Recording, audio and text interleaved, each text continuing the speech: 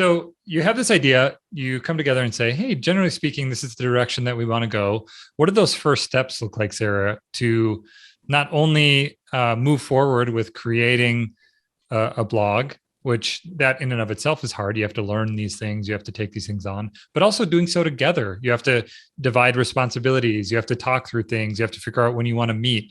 What was that like to navigate the partnership and also just the actual process of creating the site in the early stages? I think that's been something that we've definitely, I'd say fine-tuned, but probably more like medium-tuned as we go Sure. along. So we live in the same town. We live in Tucson, but right now we live on different sides of town. And so when we started, I lived a little bit closer, so it was easier to do in-person meetings. And we started during COVID, so we weren't doing anything else. So that was easier to have more time to work on these things. And we started definitely with a divide and conquer approach, right? So I do most of the back end on the blog, getting things set up that way. And then Louisa does a lot more of the photography and those sort of pieces. But then we both develop recipes. And so that's been an issue that we've had, is if Louisa's got all of this photography knowledge and now I'm at my house taking a picture of something that looks terrible, because a lot of our food does look It's one of the interesting challenges. Like as an example, soups are really hard to document, right? And to take pictures of. And my guess is a lot of the content that you're creating is in that category of content, right? It's not like a sandwich, like a 1 foot sandwich with a bunch of these layers on it. Like you're going to have to be creative with it. Yeah, there's nothing like garnishes, right? Because none of that would be allowed. Everything has to be one level. And so everything is just kind of the same. So I take a lot of pictures and then I send them to Louisa, and Louisa's like, don't do that. Drive to my house and give me the bowl of food. And we'll go from there. Town. Yeah. Yeah. So that's been something that I think we're getting better at. I finally got a new phone now, so I can take slightly better pictures. So we're working on getting setups in each of the locations. So that way, even though like we've still got our specialties, then we're each taking on more of what the other person was doing before. Yeah, that's great. One of the things that we're doing, so we're doing this little mini series talking about blogging with a full-time job. Obviously, when you started, it was COVID. Everybody's world looked a little bit different, maybe had more time with it. And then slowly, for most people, it's kind of inching back towards normal or new normal or whatever you want to call it. What does that look like for you now, Louisa? And then Sara, I'd be interested to hear your response in regards to figuring out ways to continue the momentum with your site while also acknowledging like you have work that you're doing and full-time commitments. That's a hard thing to do, to find ways to do both of those things. So what have you found that's worked well for you in regards to keeping your site up, keeping it going, but also acknowledging like, hey, you have a full-time gig that you are responsible for? Yeah, it is a big challenge. I mean, I don't think either of us are going to sit here and say we do it perfectly, because we certainly don't. I do think that having someone that runs the blog with me is super helpful. Like just even having a meeting with Sara is often like rejuvenating for both of us to find a little bit more motivation. I work full-time in a school. I also help with the after-school program. So a lot of days I get to work at 7 in the morning. I may be getting home at 5:30. By the time I make dinner, put it on the table, clean up, I'm like exhausted. Yeah. And then, at the same time, it's also a balance between not only do I want to work on the blog and all my free time, but I also want to have free time because our jobs, we're frequently like understaffed, just SLPs in general. There's often not enough of us. So, it's just a lot of work and a lot of I need a lot of time to just kind of sit and reflect on a day. Yeah. So I will say that at this point, the biggest thing is just meeting with Sara, talking about those things, and then also just having conversations like this. I feel like anytime I tell someone about our blog, they're like, "Oh, I had a friend who had a stroke who then also wasn't able to eat foods for a while," and just hearing stories like that are often so motivating. It's like, okay, you know what? There are so many people out here who could benefit from this. I need to really kind of drive forward and start working on it. Yeah. One of the things I think about occasionally, but should think about more, is the why behind the work that I'm doing. And I think whenever we can have a really strong why, and it's going to be different for everybody. Some it might be, impact based, some it might be personal freedom. For some people, it might be spending time with your family, but like really clearly defining the why and visualizing that is so impactful. And I hear you talking about that. How about you, for Sara? Like, as you think about balancing the work that you're doing as a creator, publisher, learning this as you're getting up and running, what have you found to work and what are the things that have been super helpful? And then maybe on the opposite side of that, what are the things that are just the challenge and have been difficult? So I work PRN. I don't work full time. I work at least 30 hours a week, but they can cut me down if we've got more staff, so that doesn't happen anymore. And so usually I'm working 30 to 40 hours a week, but I don't know my schedule until the night before. So like last night, they told me I'm coming in at 9 a.m. But like, who knows when I'm coming in tomorrow? I'll be in, but I don't know what time. Huh. And so that's definitely been a challenge for me with trying to schedule my day. It's like, I don't know if I'm going to have time to work on something in the morning or if I'm going to have time in the afternoon. Because then we also have to think, you know, I'm seeing patients for that period of time. I also have to do my chart review and I have to, you know, write all my notes and talk to all the doctors. Anything else I need to do, then if that runs into something I've scheduled, then what happens to the thing that I've scheduled? So that's something that has been a challenge for me. But I think in the same vein as Louisa, I get a lot of motivation at work because I'm working with the patients that we're going to be sending home. And then just today, I talked to a husband of one of the patients, and he was like, so what do we do when we get home? I'm like, well, thank goodness you asked, because I know what I can tell you to do now. Because, you know, there used to be, and there still are some cookbooks out there, but unless you know to buy them, what are you going to eat for the 3 days until it arrives, you know? Right. And so I get a lot of motivation out of talking to my patients. I talk to them about what do they want to eat? What do they miss? You know, and then we can work on developing those types of recipes.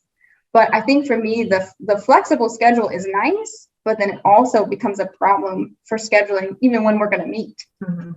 Right. Yeah. Because what an interesting role. It kind of reminds me of there's a season where very, very different, but from a scheduling perspective, similar, where Lindsay was substitute teaching and she would like call the morning of and it'd be like, okay, what time is it going to happen? What time am I going in?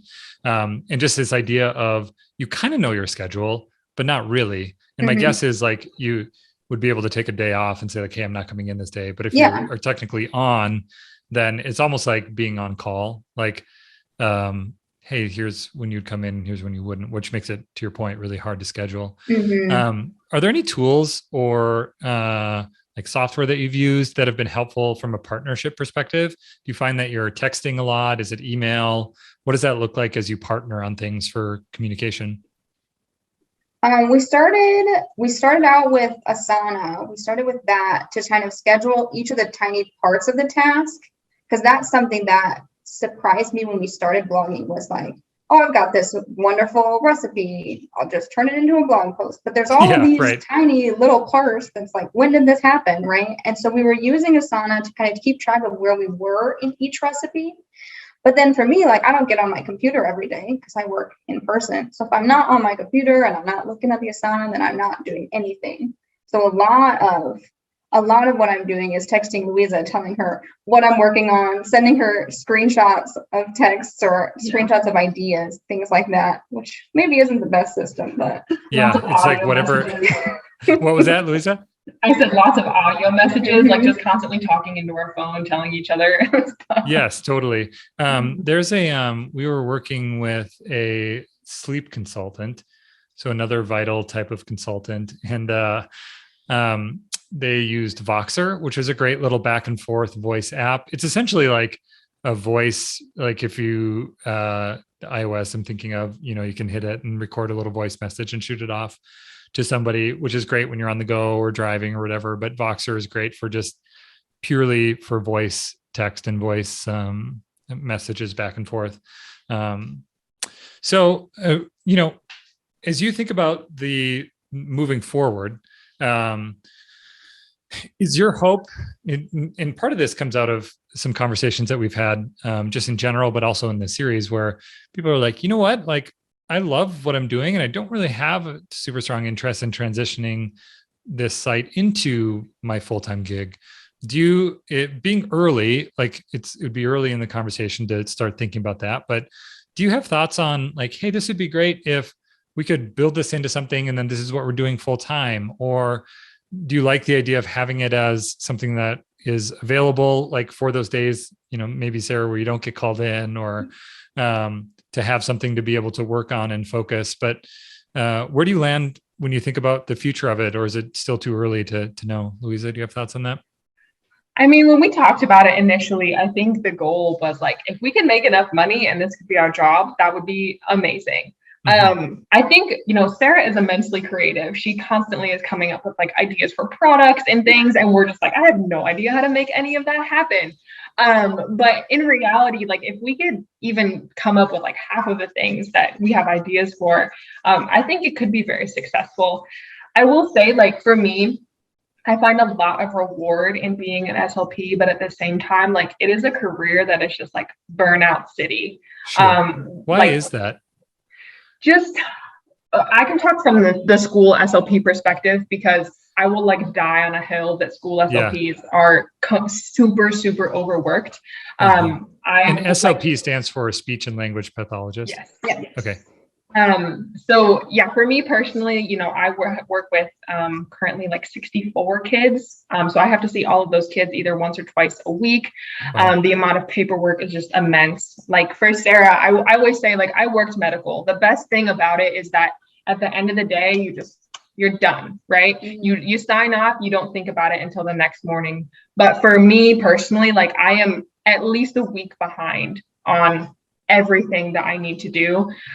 So for me, sometimes it's hard to come home and just be like, okay, I'm done until tomorrow. It's like, I'm just constantly worrying about the things that I have going on. And just the SLPs in general, it's a very small program. Typically, it's very competitive. So like for the University of Arizona, where we went to grad school, they get something crazy like 500 applications, and our class was 27. So it's very competitive.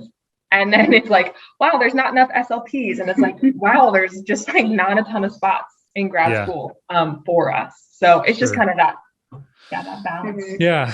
It's interesting just in regards to burnout. One of the things that exists, a statistic, I don't know if where this came from, or how true it was even, but I worked for a nonprofit and they talked about teaching, and they talked about teachers. And I think the statistic, this is going to be me, like 80% of statistics are made up on the spot, but it was like 60% of teachers quit by the 5th year. Like, and I don't know what it would be for an SLP, but it feels like maybe potentially a similar thing where you're excited about it, you get into it, you want to make an impact, and like the weight of the work is just so heavy that you just get burnt out. And it's like, you like the work, it's not like you don't like it, but it's just not sustainable.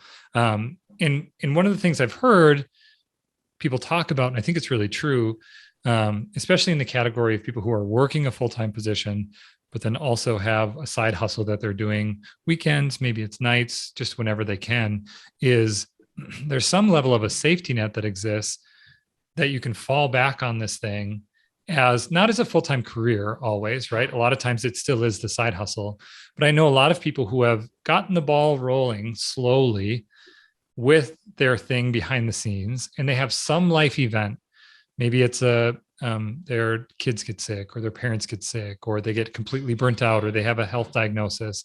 And that results in them not being able to do their full-time career, but they've gotten the ball rolling with this thing far enough where it's like, it's not starting from zero.